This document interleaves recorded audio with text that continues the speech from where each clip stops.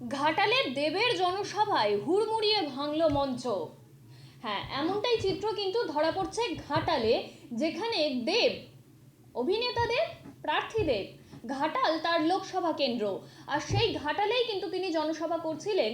তিনি ঘাটালের ঝাউতলা, যতু কানুরাম গড় সহ নানান এলাকায় কিন্তু জনসভা করেন, সেখানে জনসংযোগ করেন, মানুষের সঙ্গে কথাবার্তাও বলেন, তেমন চিত্র আমরা দেখেছি।